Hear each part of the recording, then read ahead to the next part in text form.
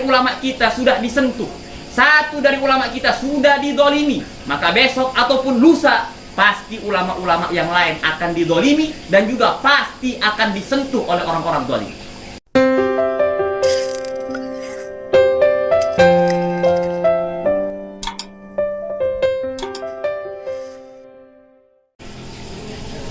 A'udzubillahi minasyaitonirrajim. Bismillahirrahmanirrahim. Assalamualaikum warahmatullahi wabarakatuh.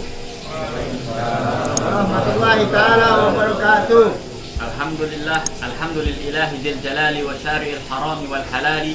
Summa salatullahi ma salami ala nabiyil mustafa tihami amma ba'd.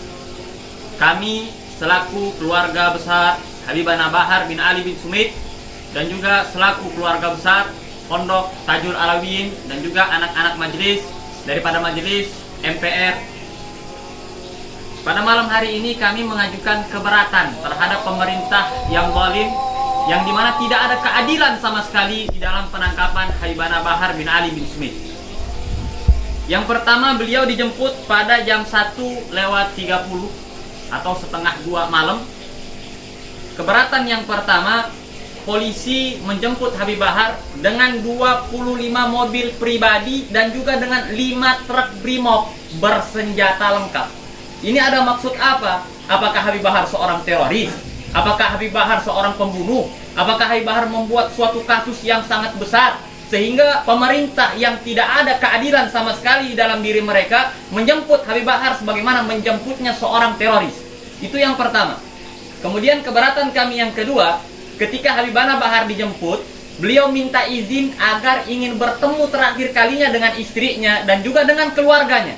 Tapi apa jawaban daripada pemerintah yang zalim? Tapi apa jawaban daripada para aparat pemerintah? Mereka tidak mengizinkan Habib Bahar yang terakhir kalinya untuk bertemu dengan keluarganya.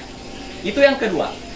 Kemudian saudara-saudara, yang ketiga, ketika Habibana Bahar terakhir kali meminta izin kemudian agar bisa berpamitan dengan anak-anak majelisnya dan juga agar bisa berpamitan dengan santri-santrinya, Habib Bahar minta izin agar bisa dipertemukan untuk terakhir kalinya di majelis.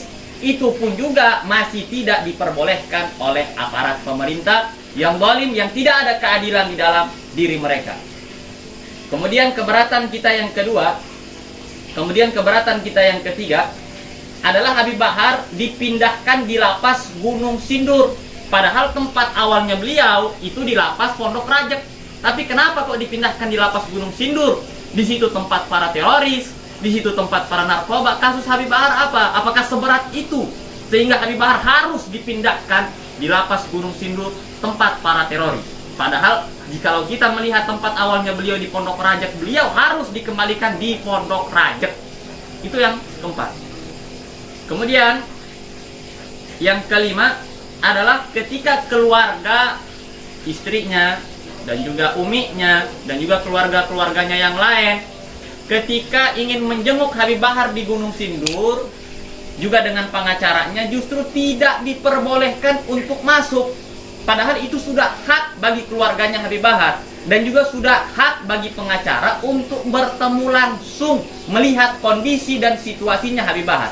Karena beliau ditangkap dalam keadaan sakit, beliau ditangkap dalam keadaan kurang sehat. Keluarga pun akhirnya ingin menjenguk kepada beliau dengan tujuan untuk membawakan beliau obat dan tidak diperbolehkan untuk masuk.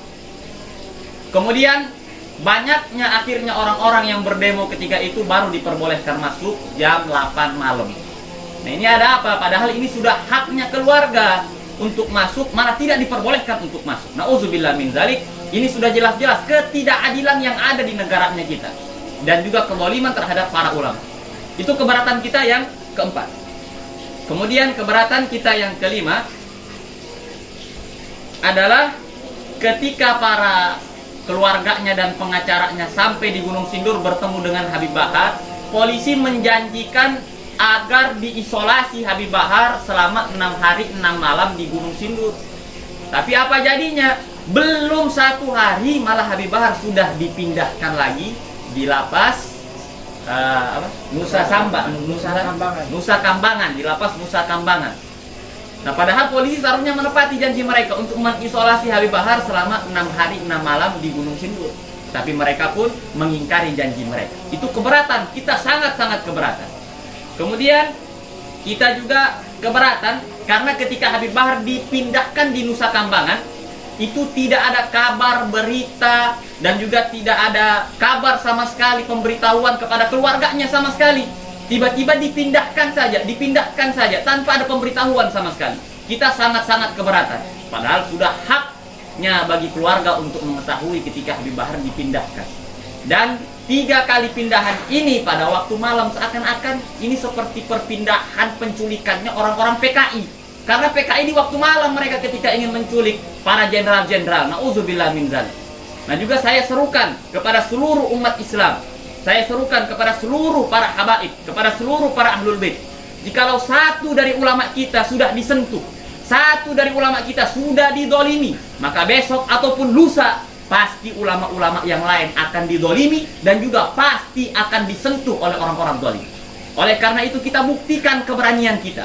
Oleh karena itu kita buktikan nyalinya kita dengan pembelaan kita terhadap kasus Habib Bahar bin Ali bin Smith untuk melawan pemerintah-pemerintah yang dolim.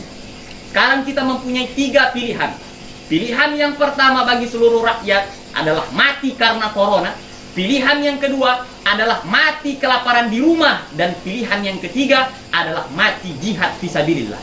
Dan pilihan ketigalah itu yang menjadi pilihan kita sebagai pilihan umat Islam yang dipilihkan di dalam syariat Islam. Oleh karena itu, saudara-saudara, mari kita buktikan pembelaan kita kepada para ulama. Mari kita buktikan pembelaan kita terhadap agama. Jangan kita biarkan pemerintah-pemerintah yang zalim. Jangan kita biarkan mereka mulai menunjukkan taring mereka untuk melawan syariat Islam. Maka kita harus dengan nyata, maka kita harus dengan berani untuk melawan mereka, berjihad walaupun jihad kita dengan lisannya kita. Mungkin hanya ini yang bisa saya sampaikan. Dan juga saya sebagai perwakilan daripada keluarga Tajul Alawiyin, keluarga Habib Bahar bin Ali bin Smith, mengucapkan mohon maaf jika ada kesalahan. Wabillahi taufiq wal hidayah. Wassalamualaikum warahmatullahi wabarakatuh. Waalaikumsalam warahmatullahi wabarakatuh.